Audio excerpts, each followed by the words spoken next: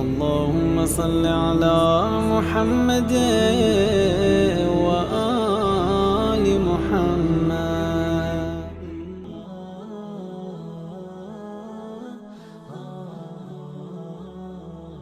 اعوذ باللہ من الشیطان الرجیم. بسم اللہ الرحمن الرحیم.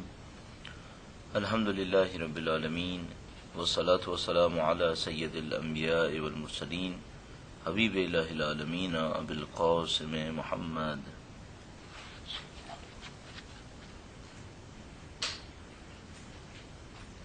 وعلی آلہ الطیبین الطاہرین سیما بقیۃ اللہ فی الارضین.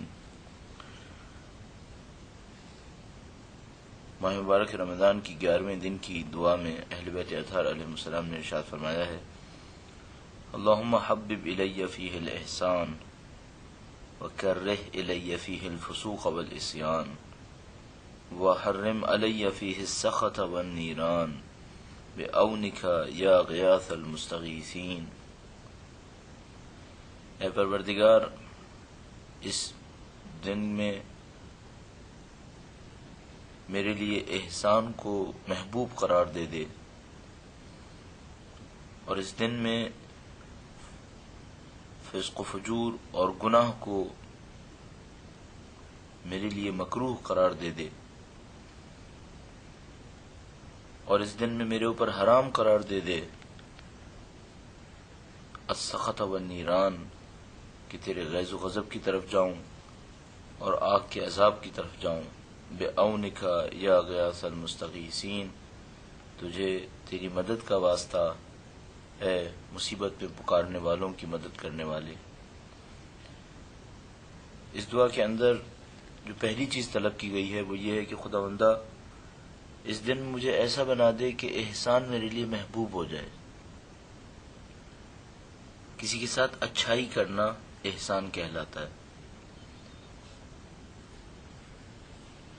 پروردگار عالم نے خود اپنی ذات مقدس کے لیے احسان کو تجویز فرمایا ہے. وہ خالق احسان کرنے والا ہے، اپنے بندوں پہ احسان کرتا ہے، نیکی کرتا ہے، سوائے خوبی کے اپنے بندوں کے لیے کچھ نہیں چاہتا. اور قرآن کریم میں ارشاد فرماتا ہے: هل جزاء الاحسان الا الاحسان، آیا احسان کی جزا احسان کے سوا کچھ اور ہو سکتی ہے؟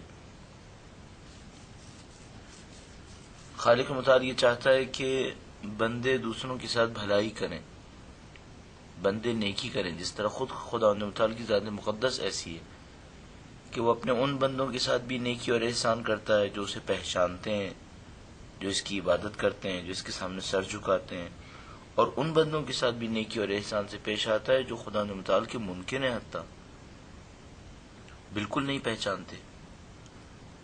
نعوذ باللہ خدا متعال سے دشمنی کر رہے ہوتے ہیں، خدا متعال ان کے ساتھ بھی احسان سے پیش آتا ہے. البتہ یہ ہے کہ اگر یہ دشمنی بڑھاتے رہیں گے تو ایک موقع پر عذاب کے مستحق ہو جائیں گے، آتش جہنم میں جلائے جائیں گے. لیکن خالق متعال اپنی طرف سے احسان میں کمی نہیں کرتا. اگر توجہ فرمائیں تو آپ دیکھیں گے کہ خدا متعال بندے کو ہوشیار کرنے کے لیے حتیٰ جو عذاب کرتا ہے، ہوشیار کرنے کے لیے اسے کسی مشکل میں مبتلا کرتا ہے، وہ بھی خدا متعال کا احسان ہے. کہ اگر وہ ایسا دیکھتا ہے کہ بندہ میرا اچھا بندہ ہے اور کوئی گناہ کر رہا ہے اور اس بندے کو کسی مشکل میں مبتلا کرتا ہے تاکہ یہ اس مشکل کے پیش نظر پکارے پروردگار عالم کی سمت واپس آئے، تو یہ بھی خدا متعال کا احسان ہے. ورنہ اگر کوئی گناہ کرے اور خدا متعال اس کو نظر انداز کر دے اور کہے کہ ٹھیک ہے اگر یہ گناہ کرتا ہے تو گناہ کرتا رہے، نتیجہ نقصان اس بندے کا ہے. بالاخص اس دعا کے اندر پکارا گیا ہے کہ اے پروردگار احسان کرنے کو میرے لیے نزدیک محبوب قرار دے دے.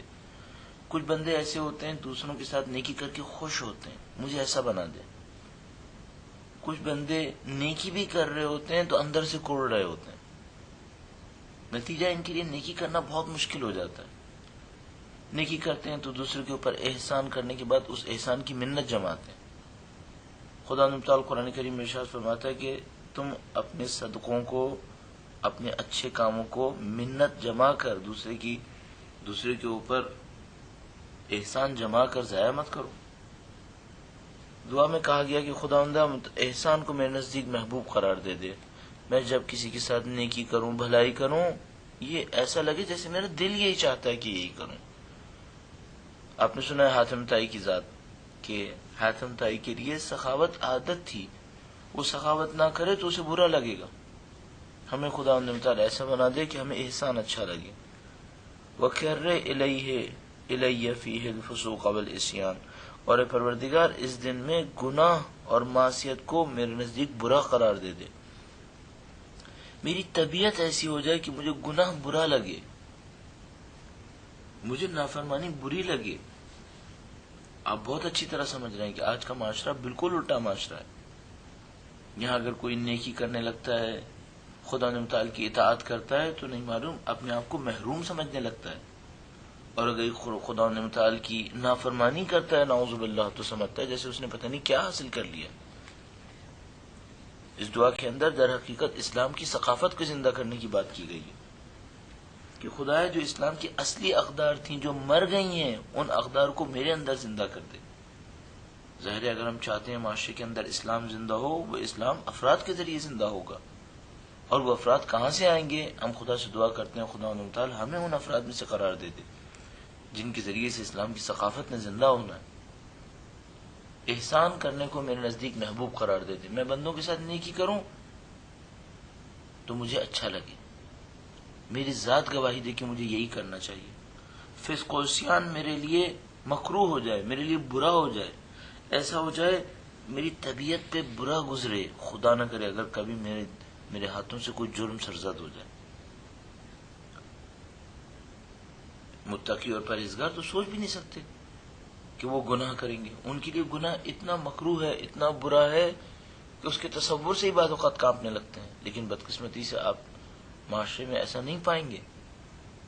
آپ دیکھیں گے کہ خدا نہ کرے نعوذ باللہ گناہ کر رہا ہوگا اور سمجھ رہا ہوگا کہ نہیں معلوم اس سے کون سی کامیابی نصیب ہوئی. اور مجھے بہت زیادہ تعجب ہوتا ہے جب یہ دیکھتا ہوں کہ شادی بیاہ کی محفلوں میں کثرت سے گناہ ہو رہا ہوتا ہے. اب کوئی سوچنے والا نہیں ہے کہ بھئی جب یہ فرد مثال کے طور پر شادی کا دن ہے، آج برکتیں چاہے گا، آج چاہے گا اللہ کی رحمتیں آئیں، فرشتے اس کے لیے دعائیں کریں، اس دن زیادہ گناہ کرے گا. یہ تو اس کو بہت زیادہ ناپسندیدہ ہونا چاہیے تھا. اگر خدا نہ کرے کسی کے شادی کے دن کوئی اور بری چیز پیش آ جاتی، وہ بیمار پڑ جاتا، تو کتنا برا لگتا ہے اسے. لیکن شادی کے دن اپنی بیمار روح کو اور زیادہ بیماری کے اندر مبتلا کرتا ہے، احساس بھی نہیں کر رہا. ہم چاہتے ہیں اس دعا کے ذریعے سے ائمہ نے کہا ہے کہ دعا مانگو کہ خدا اس احساس کو تمہارے اندر زندہ کر دے. اللہم حبب الی فیہ الاحسان، احسان کو میرے نزدیک محبوب کر دے اور گناہ، فسق و فجور کو میرے نزدیک برا قرار دے دے. میری ذات اس کی برائی کی طرف جائے. کاش ہم اپنے بچوں کو بھی یہ سکھا پاتے، ہمارے بچے یہ سیکھ پاتے کہ جس دن ہم نے برائی کی در حقیقت ہمارے اندر کوئی کمی آ گئی. ذات ایسی ذات بن جائے کہ ہم برائیوں کا مقابلہ کرنے کی طرف جائیں، گناہ کا مقابلہ کرنے کی طرف جائیں.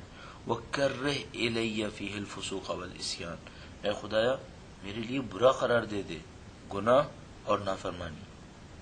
اچھا اگر انسان غور کرے تو گناہ اور نافرمانی کو برا تو ہونا ہی چاہیے. کیا کوئی انسان پسند کرے گا کہ اسے کسی بیماری کا وائرس لگ جائے؟ کیا کوئی انسان پسند کرے گا کہ اس کے جسم کے اوپر کوئی چوٹ لگا دی جائے جس سے اس کا جسم کٹے؟ ظاہر ہے کون بیماری کو پسند کرے گا کہ بیمار ہو جائے کے بعد اس کے جسم کی فعالیت رک جائے، اس کے جسم کی نشو و نما رک جائے، اس کی ترقیاں رک جائیں؟ کون پسند کرے گا کہ اس کے جسم کے اوپر کوئی ضرب لگائی جائے جس سے اس کے جسم کو کوئی چوٹ لگے؟ اپنے مادی جسم کے لیے نہ بیماری پسند کرتا ہے نہ زہر پسند کرتا ہے، کیونکہ اس میں درد ہے، اس کے اندر کمی ہے، اس کے اندر نقصان ہے. لیکن اپنے معنوی روح کے لیے جس نے باقی رہنا ہے، خدا تعالی کی نافرمانی پسند نہیں کرتا، نافرمانی سے نفرت نہیں کرتا، جبکہ جانتا ہے جسم کی بیماری علاج قابل علاج ہے، روح کی بیماری سوائے توبہ کی قابل علاج نہیں ہے. چھوڑ دے گا بیماری بڑھتی چلی جائے گی جیسے جسم کے اندر ہوتا ہے. تو جب کوئی جان بوجھ کر اپنے آپ کو بیمار نہیں کرنا چاہتا، کوئی جان بوجھ کر اپنے آپ کو زخمی نہیں کرنا چاہتا، تو کوئی جان بوجھ کر اپنی روح کو کیوں زخمی کرنا چاہ رہا ہے؟ اچھا، اگر چوٹ لگتی ہے، زخم ہوتا ہے، تو بہت اچھی طرح جانتا ہے اس زخم کے علاج کی ضرورت ہے. کبھی نہیں دیکھیں گے آپ کسی عقل مند آدمی کو اس کے جسم پہ کوئی چوٹ لگے، کوئی گہرا گھاؤ لگے، زخم لگے اور وہ کہے مجھے علاج نہیں چاہیے، میں پرواہ نہیں کرتا، ہے تو ہے، رہنے دو، کوئی بات نہیں. لیکن گناہ کے اندر ایسا نہیں کرتا. گناہ کرتا ہے، اپنی روح کو زخمی کرتا ہے، علاج بھی نہیں کرتا، پسند بھی کرتا ہے اس کو. کم سے کم خدا اتنا ہمیں حقیقت سے آشنا کر دے کہ گناہ ہمارے نزدیک مکروہ ہو جائے، ہمارے نزدیک برا ہو جائے. یہ حقیقت کھل جائے کہ گناہ برا ہے، خود بخود گناہ سے دور چلے جائیں گے. وَحَرِّمْ عَلَيَّ فِيهِ السَّخَطَ وَالنِّيرَانَ، اور میرے اوپر حرام قرار دے دے اس دن میں کہ میں تیرے غیظ و غضب کو حاصل کروں، آتش جہنم کو حاصل کروں. جہنم کے عذاب کو میرے اوپر حرام قرار دے دے پروردگار، اپنے غیظ و غضب کو میرے اوپر حرام قرار دے دے.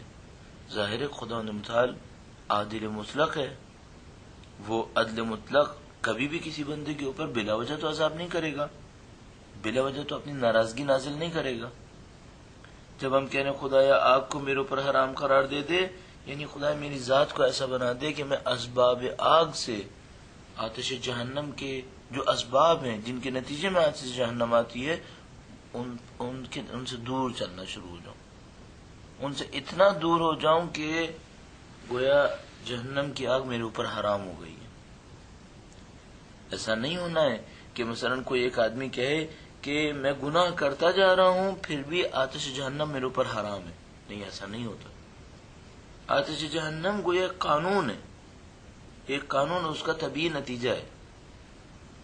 کسی کو کلاڑی کی ضرب لگائی جائے گی، اس کا جسم مجروح ہو جائے گا. اگر ہم چاہتے ہیں جسم زخمی نہ ہو تو ہمیں اس ضرب سے محفوظ کرنا پڑے گا، اسے اس وار سے محفوظ کرنا پڑے گا. اگر ہم دعا کریں خدا آتش جہنم کو میرے اوپر حرام قرار دے دے، اس کا ایک ہی راستہ ہے، ایسے اعمال سے خدا ہمیں دور لے جائے جس کے نتیجے میں آتش جہنم آتی ہے.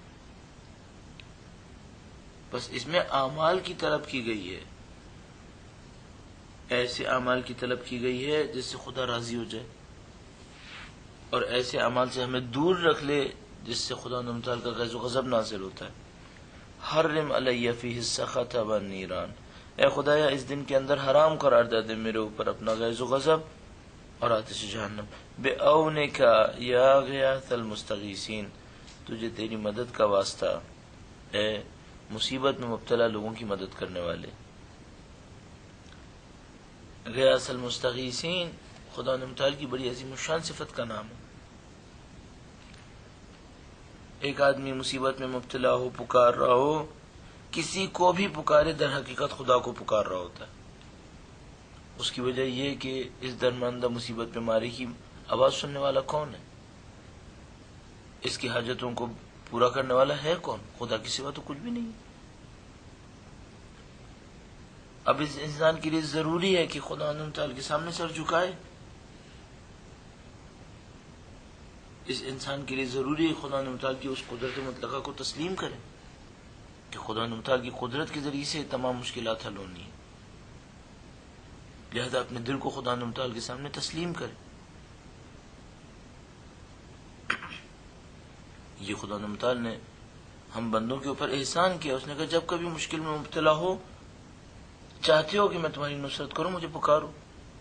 ادعونی استجب لکم، تم مجھے پکارو، میں تمہاری پکار کے اوپر جواب دوں گا. ادعونی استجب لکم اجیب دعوت الداعی اذا دعانی، میرے بندہ جب بھی مجھے پکارے گا، اجیب دعوت الداعی، میں اس کی دعوت پہ ہمیشہ جواب دوں گا. فلیستجیبوا لی ولیؤمنوا بی، بس ان بندوں کو چاہیے کہ مجھے پکاریں، مجھ پر ایمان لائیں. عجیب ہے، غنی بے نیاز قدرت فائقہ حاصل کرنے والا اپنے بندوں کو ایسے پکار رہا ہے جیسے اگر بندہ پکارے گا تو اس کی کوئی کمی پوری ہونی ہے. کمی خدا کی پوری نہیں ہونی ہے، بندے کی پوری ہونی ہے. لیکن وہ خدا اتنی محبت کرنے والا ہے، کہہ رہے فلیستجیبوا لی، پر مجھے پکاریں.